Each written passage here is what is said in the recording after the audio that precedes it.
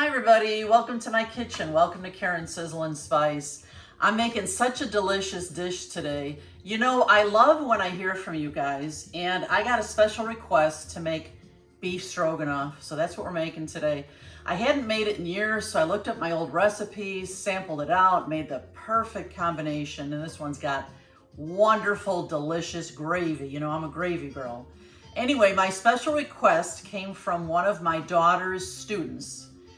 So Mrs. Teagarden told me that Chandler wanted me to make beef stroganoff, and he asked me about it quite a while ago. I'm sorry it took so long, Chandler, but as Mrs. Teagarden likes to call you, Chandler, so this one's for you, Chandler, and for all of you who love beef stroganoff.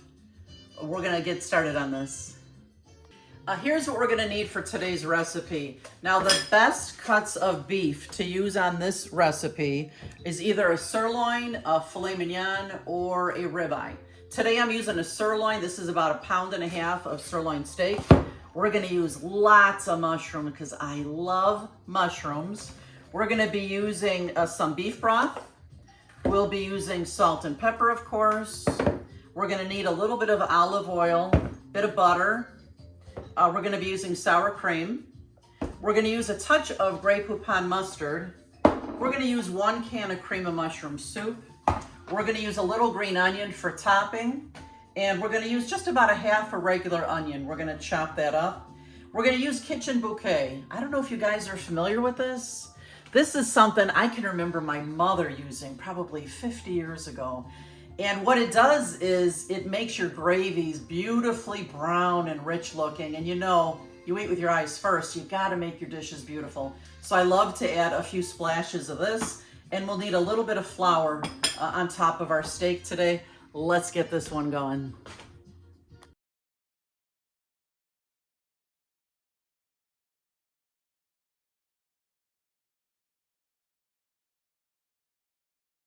So to get this started, first we're gonna cut up our steak.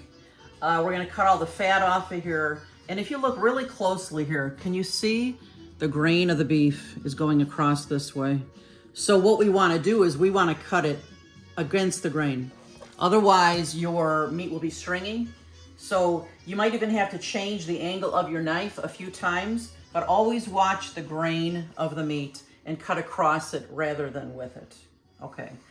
So we're just gonna, and you know what, another tip here is, my steak here is still a little bit frozen, which makes it much easier to cut. And we wanna make nice, small strips of beef. Just like this, nice and thin. The thinner they are, the more tender it's gonna taste. And if you find this is too long, you can just start cutting it on an angle like this, but always against the grain, not with the grain. So I'm just gonna finish cutting this up.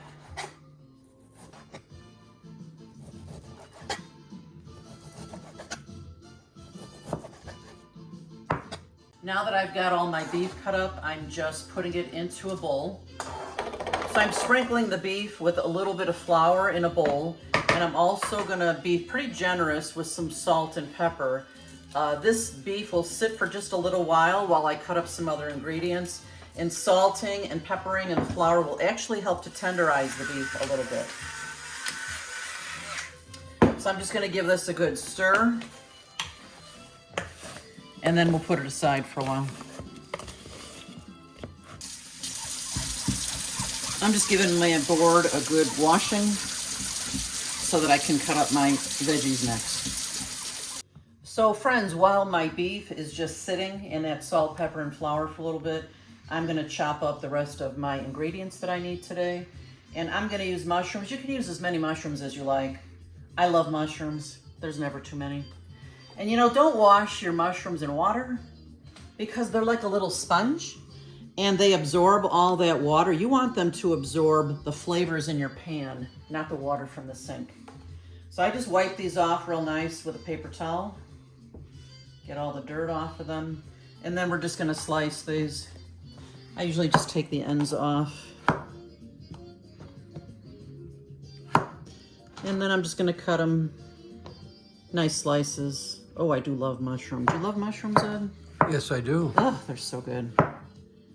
Okay, now that I've got a good bunch of mushrooms chopped here, I'm just gonna put them aside. And I'm gonna cut up some white onion. Actually, I use Vidalia onions whenever I can. They're sweet onions. I like them the best. And you don't need a lot of onion in this. I'm just gonna use about a half. And I'm gonna chop the onion. You could slice it, but I don't know. The mouth feel, I prefer a chopped onion.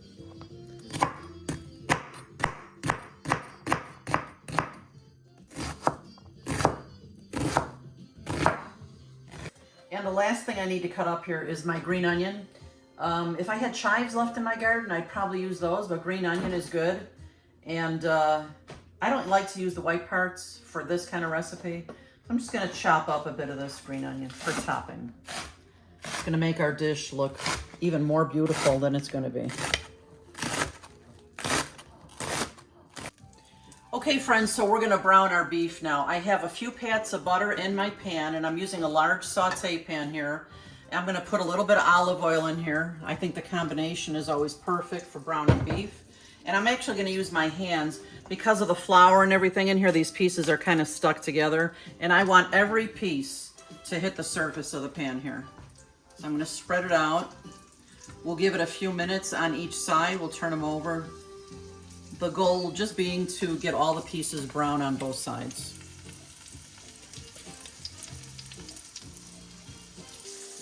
So I'm actually using both of my hands now because I want to get this beef in so none of it over browns, so none of it overcooks. I want this beef to be nice and tender in our stroganoff.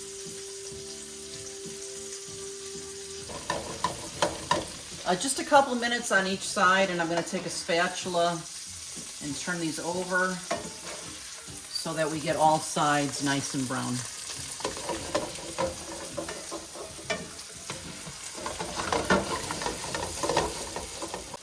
Now that this is nice and brown, we're going to do this in 2 batches. I'm just going to put this beef into a bowl. Now I'm putting more butter in my pan, a little more olive oil, and I'm going to just put the rest of the pieces of steak in here now.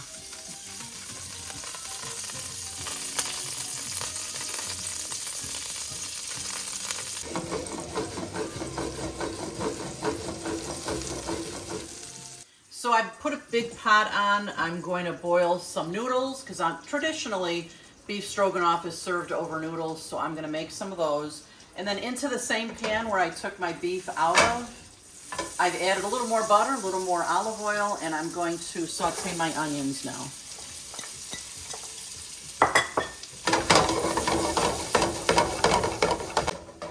Whew.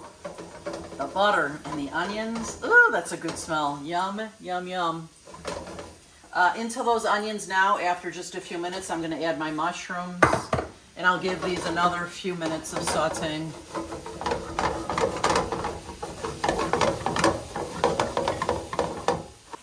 Now that my mushrooms and onions have married and melded together, they're having a party in the pan, we're going to use about a tablespoon of flour to sprinkle over.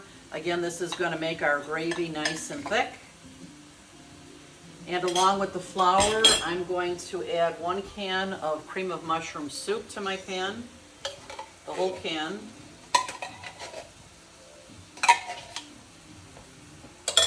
And then I'm going to add, come on closer Ed, I'm going to add about 1.5 cups of beef broth. And depending on how thick you like your gravy, if at a later point in time while you're working on this recipe you want it to be thinner, you just add more beef broth.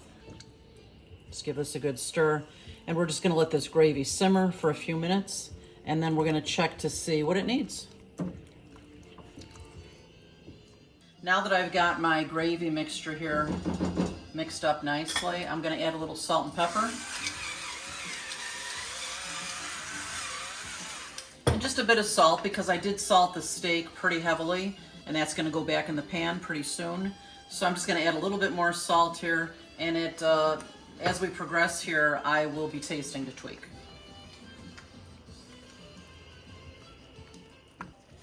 Now that this is bubbling away here, I'm going to add a healthy teaspoon of Dijon mustard, and ooh, that Dijon gives it such a wonderful flavor. You see how nice it's thickening? It's beautiful. The next thing we're gonna do here is we're gonna add a couple of huge tablespoons, probably a good half a cup to 3/4 cup of sour cream. And we're gonna give this a good stir again. And next we'll be adding back the meat as soon as this melts in here. This gravy smells incredible. I wish you guys could smell my kitchen. Now we're going to put our beef back into our pan with all of the juice at the bottom as well. And we'll give this a good stir. And in just a minute or two, I'm going to give it a taste to see if we need anything else. Friends, look at how beautiful this looks. Nice and thick and creamy. I'm going to give it a taste and see what it needs, if it needs any more salt or pepper or... Ooh, that's good. It does need more salt, so we're going to put some more in. And I think it could use a little more pepper as well. A little more pepper. Now here's the magic. Now you could eat this perfectly fine like this, but I want my dish to be gorgeous, and I prefer it if it was a little browner because I'm going to put a dollop of sour cream on top. I want that to be contrasting. So we're going to use a little bit of kitchen bouquet. And you don't really need to measure this. Just put a few drops in your pan. And we'll give it a stir and we'll see if that's enough, if that's the color that I want. Oh, yeah, look at that. Wow, wow, wow, that's beautiful.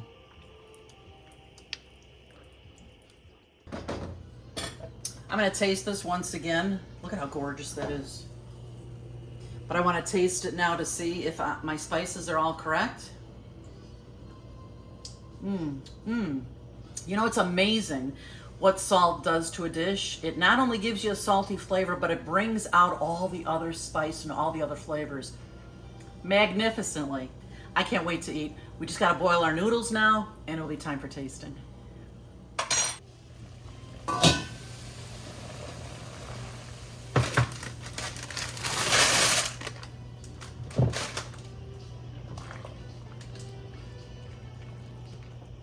You guys, I love this colander. This thing is terrific. It goes flat. It fits in my cabinet so well. Easy to clean.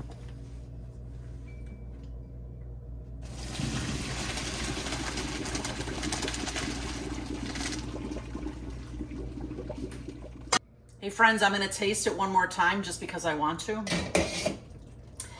You know, giving it a few minutes to simmer, kind of the flavors develop, they marry, they mingle, they get together. Let me taste this. Oh my God. Wow, wow, wow. It's time to plate this up. All right, friends, I just plated up some of these beautiful noodles. And the thicker the noodles, the better, because it holds on to all that fabulous gravy. Now look at this. Get a little closer as I do a voila. That's magic happening there. Let me put some on here.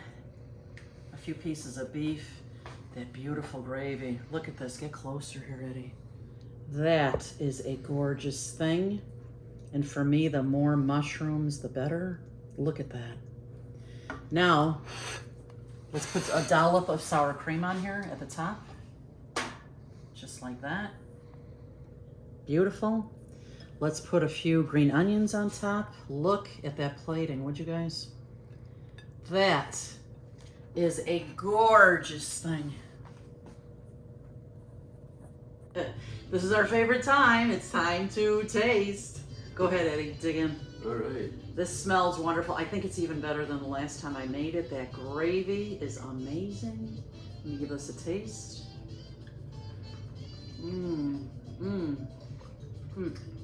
She's right. It is better than the last time. This is so good. Creamy, savory. That Dijon, it's just the right bit of bite. What were we gonna say? The meat is very tender. So thanks again, Chandler, for the idea of the beef stroganoff. And if any of you have special requests on what I make, please leave them in the comments. I would be happy to consider those. And make sure that you visit our channel often. We're constantly making food memories. Thanks so much for being here today. Thanks for your support, and we'll see you next time. Bye-bye. Okay. Yum, yum, yum.